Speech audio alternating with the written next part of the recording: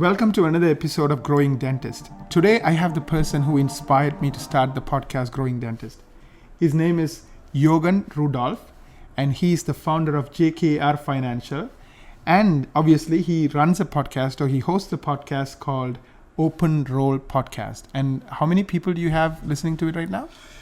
Oh, first of all, thanks for inviting me on the show. And I think, Nareem, we're at 13,000. We're close, like just under 13,000. And it's an interesting journey when you see the numbers come in. And I guess part of it is seeing the numbers, people downloading your episodes.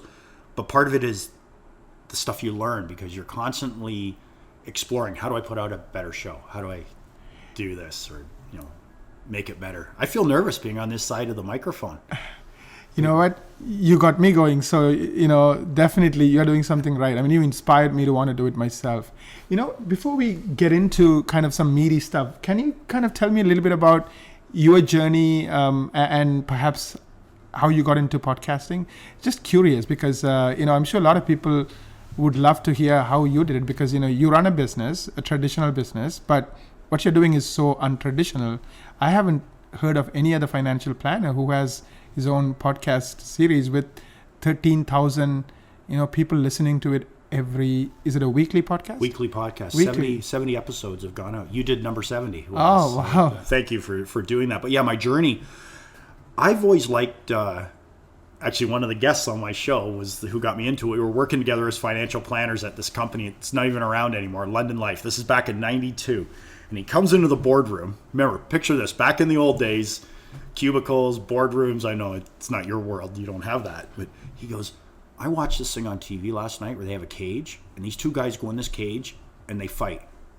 And he brought the video in and we watched it. And we're like, wow, is that ever interesting? Right. First UFC. Wow. So fast forward, Joe Rogan.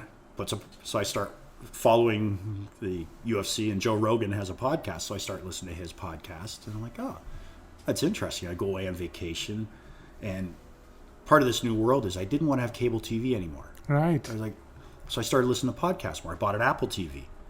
Well, the iTunes podcast is one of the icons on Apple TV. So I start listening to podcasts on the Apple TV. And where I'm going with my long story here is John Lee Dumas has a podcast called Entrepreneur on Fire.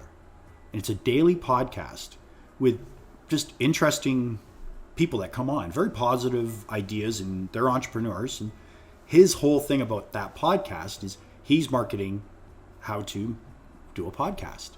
So after listening to it a few times, I went, hey, I can do a podcast. Right. And I subscribed to his Podcaster's Paradise, and it's a online tutorial videos or a tutorial on how to build your podcast. And I remember I went to Kim. We've worked together for 17, 18 years. And I go, we're going to do a podcast. This was about a year and a half ago. And she took over the editing part of it, the putting it together. And I just said, okay, I'll find the guests and we'll interview them and get it out there. And then we learned a whole lot more about social media by doing that. And yeah, it's been a great journey. That's amazing. So I'm going to definitely check out Podcaster's Paradise. Definitely. I think that looks like an awesome resource for anybody who's looking at learning more about podcasting. Now, tell me a little bit about some of your best episodes and kind of why do you feel that way? Like, I mean, both from your point of view and also from your audience point of view. I know I'm putting you on the spot here. No, I always say the little brain in my head's going to crash thinking of all the different, the experiences you get from interviewing that guest. And there's a high afterwards too. You finish the podcast, the person leaves, you're like, that was a great guy. What a great, Vintage Soul Geek yesterday. It was great, because it's right in my mind. It was the latest episode we did before you came in. It was yesterday. Right. And yeah, just hearing his journey and how, through 3 generations, he put together his bricks and mortars of vintage clothing. And hearing that story, so that, that's one of the episodes that comes to mind. Jason Powell, it was another one. That was like episode 20, going back almost a year ago. He's a black belt. He teaches martial arts at an academy I go to as a black belt. And he doesn't fit the role really as an entrepreneur. He works for a big company as their, I guess he manages their people.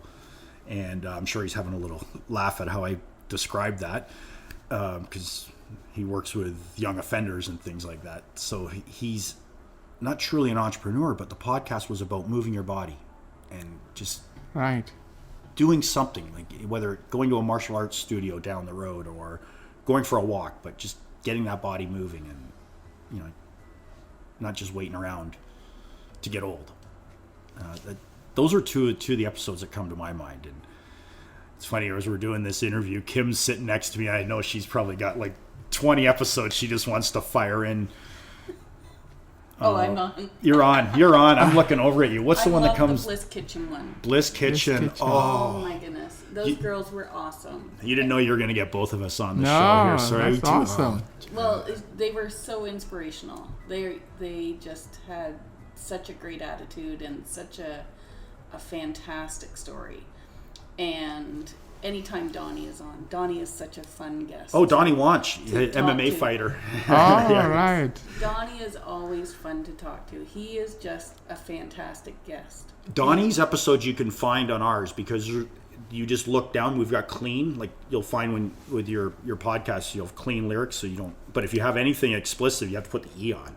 All right. So his episodes on iTunes, you can just find. You just look for. They're only one that's marked with an E. Right. How would somebody find it? Is there a website for Open Roll Podcast, or is that Open Roll, openroll.org. Openroll.org. That's OPEN openroll.org. Okay, perfect. You know, you're big on the Colby, and things always, you know, mold us in life. And through martial arts, where I came up with the name for the podcast was I wasn't sure what to call it, and I wanted to have some openings that if I have someone that's not an entrepreneur on there, that hey, it's just an open roll. It's like it's a free session. If someone's got an idea, I don't want to be limited to the name of my podcast that I can't bring them on, because I was at the time putting it together saying it's for the micro entrepreneur. He may get an idea from someone that's not a micro entrepreneur. So I thought, just have an open roll. Everyone bring their own skills, and someone's going to get something out of it. Absolutely. You know, let me kind of shift gears a little bit and talk a little bit about dentists and some of the things that they might be interested in. A couple of things you said that kind of struck me is that I noticed many of my clients, I mean, all of my clients are doctors, dermatologists, dentists, and so forth. They're very health conscious. You know, like doctors are the most health conscious group that I have seen. They eat healthy, they take care of themselves, they exercise, they are active. And obviously you are very active. You are into martial arts. You talked about some of your guests who inspire you, who are obviously all very active people. I would like you to share your thoughts on, you know, remember the listeners here are dentists. So your thoughts on how this might help them personally. Like, do you have any pointers for them personally and for their patients or clients? Like any advice or any thoughts around health that you think people might find interesting? One of the for my first trip to Brazil, I went down there to go to a camp. It was Brazilian Jiu-Jitsu. I just started, and you know, Jeff Joslin was going. It's the academy I train at. He was going down to fight in the World Championships in Rio de Janeiro, and the club had like a camp in another town. So on that trip, the academy we were training at in Rio de Janeiro, they had they would do like normal classes like here, but they had this warm up they would do. It was called animal biotics. All right. And it was a breathing and then just moving your hips and your body on the mat, whether you walk down the mat like a monkey, whether you walk down like a tiger, also in a sitting position. You can Google, you know, on the internet, it'll come up under animal gymnastics, animal movements, anything like that will give you an idea. But, you know, I guess where I'm going with this is if that person, you've got all different levels of ability. And one of them is just being able to pull yourself up off the floor. Like if you're lying on the floor, can you get up off the floor? And if you can do these movements, you'll get up off the floor. And then the next step is, well, what about if you're in a martial art, like a grappling type sport. Well, you can't lift weights to get yourself in shape to wrestle, really. It's different muscles that you use. So these movements help you in a sport like martial arts. So yeah, I don't go to the gym. I just walk around like a monkey, and I teach a class on Fridays just how to move. It's outside my vertical of financial planning. Right. However, I encourage that to people. Do something outside your comfort zone. Yeah. Right. It's called animal gymnastics. That's the word I should go That's with. the one that's been branded. Right. The person I went to was Orlando Cani, and he's the one who taught the guy who puts the animal gymnastics out. Right. But yeah, if you Google anything with animal gymnastics, it's going to come up with videos. Okay. Awesome. Yeah, that's awesome. I assume you work with doctors in your business, in your practice, dentists, physicians, and so forth. What is it that you kind of have learned or noticed when it comes to wealth and how they think about wealth, and maybe even we'll get into this a little bit more. Different stages of life, people who are just starting out versus people maybe with a young family, 5-10 years in practice, versus people are about to retire and somewhere in between. Like, how do they think about wealth, and how do they think about their future, and what kind of conversations do you have with them? Just kind of curious, because one of the things I think my audience would really appreciate is the wisdom of somebody who has talked to a lot of people like them and have some insights. Back in May, I had the honor of speaking at a symposium. I guess it was their education day for Mac Ortho. All right. And I talked a lot about the podcast. So I was brought up there as a financial planner. Damn, the podcast's a lot more interesting to talk about than stacking money in a corner. Except what I would take away, because I've got some questions. Right. I didn't use the full 20-minute talking. It was about 15 minutes. So there was about 5 minutes of questions coming up. And residents, a question would be, what about debt? Right. Because you most times leave with massive debt. So there's that to deal with.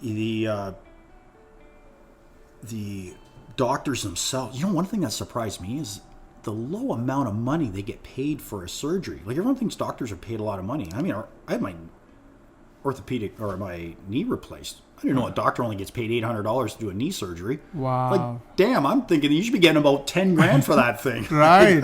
Those are my knees to move exactly. around. But I digress and go off on a side street on my answer here. What I'm noticing is now, as you get the more established doctor, wants those investments that are going to create sustainability of his income later. So first thing you mentioned is debt, because they come out of school with massive debt. So how do they think about debt? How do they manage their debt? Second thing you're mentioning is how do they create an income stream even when they stop working with their hands, right? Yeah. Because it's going to happen at some point. Yeah, and maybe you just question what's available to you now. Maybe, right. A lot of things I see from what I bring in the financial planning part of it is a lot of questions. Like, are you doing any scientific research and experimental development credits? Are you getting any of that? Have you taken a surgery and, through your trial and error, brought it down 10 seconds or something? I'm not a specialist in that field, but those specialists will get their money back. So part of what I think, and it's a lot of verticals are going this way, it's more of a step back, look down, and take a holistic view and say, are you missing a bit of money that you should be getting for some of the experiment or the research you're doing? And right. You generate that money that comes in. Now you can invest that in an investment property, or you can put that into your tax-free savings account, or so pension plan. Right. So you correct me if I'm wrong. So you're saying almost compartmentalizing both your income and savings or your investments. So you have a broader kind of a strategy. So for example, I'm making this up, thinking about a dentist. Let's say I just started doing Invisaligns, right? And I have that separate part of my business. So maybe say, okay, I'm going to take all this extra money I'm getting from Invisalign, and instead of just putting it back in and kind of circulating it and kind of not really benefiting from it, take that income or the profit from that new piece of my business and allocate it to some kind of an investment. It's just a small amount, but over time it could build up. Yeah, well, yeah. Boy, as a doctor entrepreneur, there's so many different ways you can use that money. You know, one of your biggest returns is always private equity, reinvesting back in yourself. Right. So you're always going to get a higher return on yourself. However, you're really freelancing because you're always dependent on that, you being in that business. Right. But as you keep, buying the better chair or buying the better equipment or reinvesting, that is a better return than you're going to get putting it in your XYZ mutual fund. Right. So it's going to drive you crazy as the entrepreneur that you're not making as much money giving your money to JKR Financial. Right. Because your perception is it's got to be the same. Well, it's not the same. You're pulling that money out of the practice to keep it away from you because later it's going to be a generator of income when your practice isn't. Right. And maybe you're going to do that with the building your practice is in. You're going to purchase that, and that's an investment property. Or, the house next to the house you live in, you're going to eventually buy maybe something in the neighborhood to rent out. Or right. I don't. Everyone's journey is how they want to put it together. But something a lot of people I like to bring their attention to, and I draw it in circles, is alternative investments, and not in the old day of a hedge fund. More. I'll give you an example. A party rental place that does the tents, investing in a drone, because a drone can go up and fly through the tents and give a visual of their business. So that's an alternative investment that you're buying into that maybe is an incubator that you can put all those shots out on a social media that builds your network up in a business that wasn't there before. Makes sense. So, one of the things that you touched on that I think is very, very important is a lot of doctors don't have a framework to make those decisions.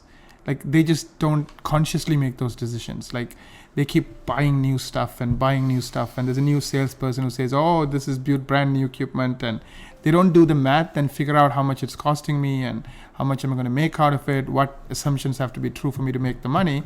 So it's almost like they're driving the car, but they don't have a dashboard that tells them they're speeding or they're going too slow or that their engine oil is going to run out. One particular doctor I can think of, brilliant doctor, amazing results, amazing everything, but she's $1 million in the hole, and it's not just like we talk about overnight success story 10 years in the making. It's not like overnight failure. It really is failure 10 years in the making because she made lots of bad decisions. Bad hires, bad investments, bad ... you name it. Even relationships, even the people she hired. So what I'm hearing from you is kind of, doctors might really benefit from having a structured way of thinking about what am I doing with my money. Internal is okay, but even that you need a structured way to evaluate it. And even external, again, if you don't put all your eggs in one basket, that's the second thing I'm hearing from you. Like have a balanced, just like you have a balanced life, have a balanced view of how to use your money, both to create wealth by investing in your practice, but also to create wealth outside of your practice. And then the third thing I'm hearing from you is, do what you love as well, right? So if you hate something, then don't get into it because you're not going to be inspired by it, you're not going to be engaged with it, and they're going to kind of forget about it, and then that's going to cause problems. So that's such a good point. Just because your doctor friend that you went through Harvard with bought investment properties, and you do not want to do plumbing at 2 a.m. on a weekend because someone's calling you, maybe that's not your thing. Maybe you're going to buy something else, but just a generator of income that's different than everything else, and to view it like the table legs, like each one's your investment. And if you only got one leg, you're not going to have a very balanced investment portfolio. So you want to have a few more legs on your table of income streams coming in. Right. So can you tell me some examples of different doctors who have taken different journeys and kind of how they looked at their wealth and their future, and how do they kind of go about creating that future they wanted for their families and themselves? Can I give you the answer you weren't expecting? Go ahead. So when I spoke in May at McMaster Orthopedic Surgeons Symposium Day. The gentleman on before me, I don't know his name. Damn, he was so cool. And it was Why You Should was the topic. And he talked about taking a year, I think it was a full year off being a doctor to travel the world.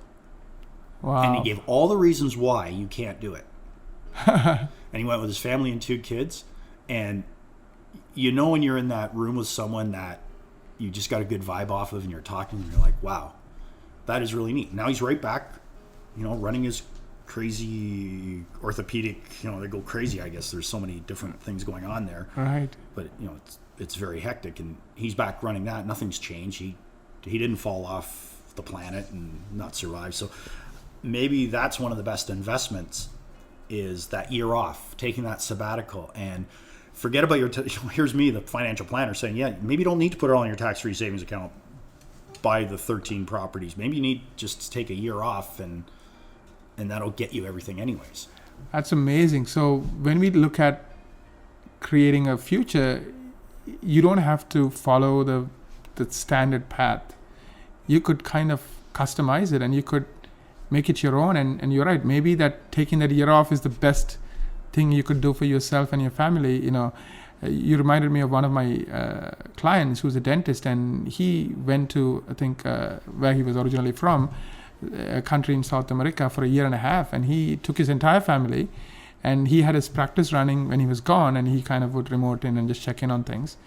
And they had an amazing time. I mean, they learned the local languages, they lived in a village. It's just unbelievable stuff. And obviously, he helped out the people in that village, and he did dentistry for them. And I think talking to him, it was a huge risk. At least it looked like it. But like you said, the world didn't end, and his practice didn't die, and nothing happened, and his entire family and his kids and his wife, they were all so much richer because they decided to do that. And so sometimes maybe you're right. Take that uncharted path and take that time off. It'll make your next blog posts a lot more interesting. Something to talk about, right? Yeah. And yeah, that's amazing. And that's the last thing I would expect from a financial planner. Like, tell me that don't do what you're supposed to do and do something different. That's awesome. That's you think in a very different way. That's amazing. Well, you're going to make it back anyways. It was just due. Right. I mean, life is a long journey, right? That 1 year is not going to make any difference. Yeah, play the long game. Exactly. Play the long game. I would like to talk to you a lot more, but maybe we could do one more episode and maybe get more detail into one of the topics. But I would like to end this episode with that last piece of advice: play the long game. Coming from a financial advisor who has worked with many entrepreneurs and doctors, and I mean, to be honest, doctors are entrepreneurs, right? They're in private practice and they're on their own.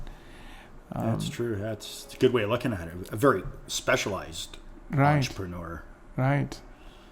Yeah. Who has an expertise and a skill set, but at the end of the day, they're on their own. So what they do and how they do it will determine their future and the decisions they make. So thank you very much, Jurgen, for spending time with me and obviously inspiring me to start this podcast.